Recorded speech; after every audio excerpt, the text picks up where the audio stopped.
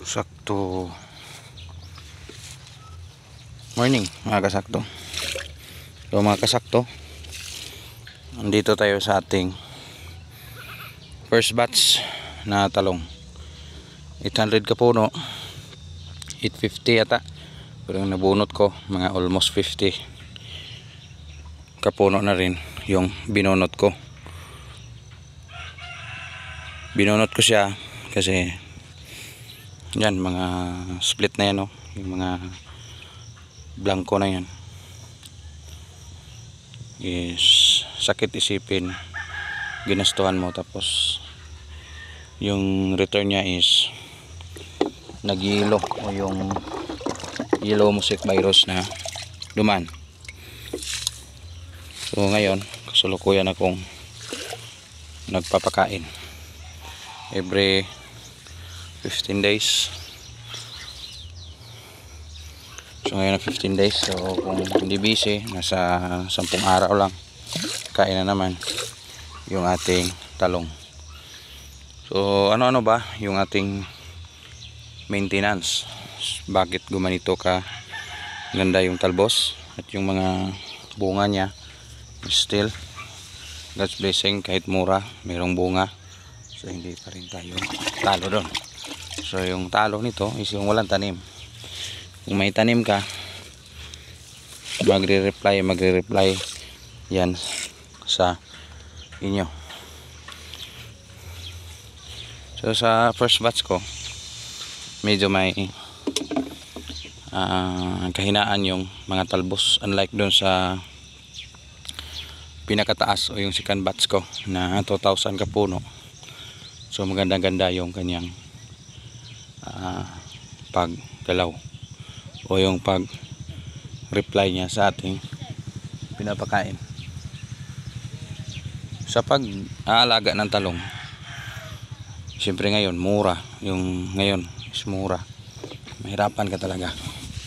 So tiyagaan kong makainin pa rin kahit sakto lang sa kanya yung gastos. Ito ako ngayon continue na nagpapakain.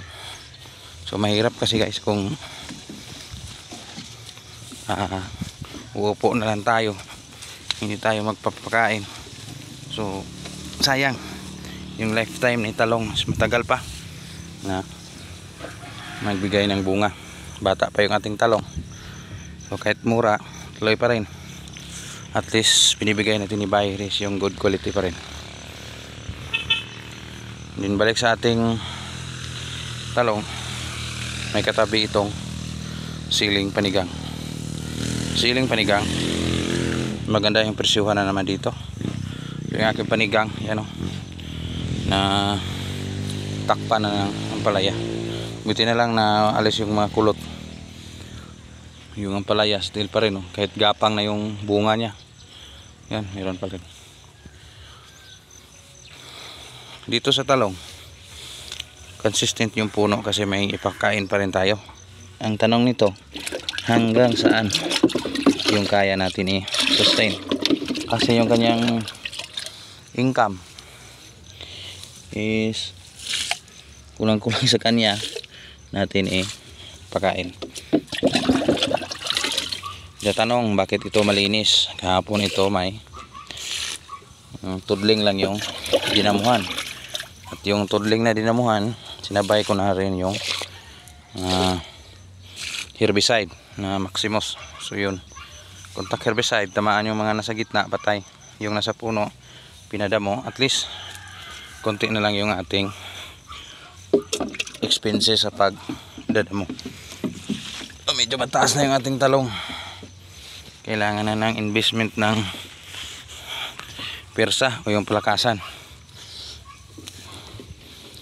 Linis-linis na. So patay lang lahat yan. So subscription mo ng abono. Aware kayo guys sa mga sucker sa ilalim. Dapat ito kukunin talaga. Kasi yan, walang silbi yan sa ilalim. Kung hindi yan matamaan ng insecticide, mag-spray tayo. Tuloy-tuloy sa pagkain. Nagtatanong anong pagkain, same pa rin. Nitrabor at saka 1620. Wala tayong binago sa pagkain natin. Bata siya 1846, ngayong lumaki na Nitrabor at 1620. Murahin na naman, at least mumurahin na yan. Consistent magbigay ng bunga, hindi gaya ng iba tuloy na tuloy yung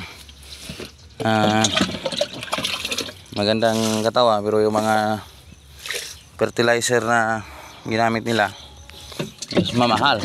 Dito makasave ako, makasave at same sa pagbigay ng bunga. Yung organic next na, kung hindi na tayo busy, dyan natin siya ipapasok. Ito stock ko, chicken manure. In the next following days, pin natin yan, ipot ito, lagay ito mga next natin na pagkain. The next 10 days una natin yung ipot, tapos following yung chicken manure. Yan lang naman ang routine talong. Organic, synthetic, insecticide, again bactericide din fungicide. Lahat ng pagmamani sa talong, kung makuha mo yung apat na yan, at yung especially yung pag-maintain ng kanyang puno na kunin yung mga ganito, maganda din yan. Kaso busy na talaga, wala nang maggawa sa ganito, mga tuyong dahon. Yan lang muna, konting update dito sa area Canlaon City, Negros Oriental. Kasing liwanag ni Haring Canlaon yung ating performance ng ating tanim. Hindi man siya makabawi lahat-lahat ng kanyang kinain, ginastos. Darating ang araw, magbabalik din ang talong sa tamang presyo. Salamat. Insakto TV.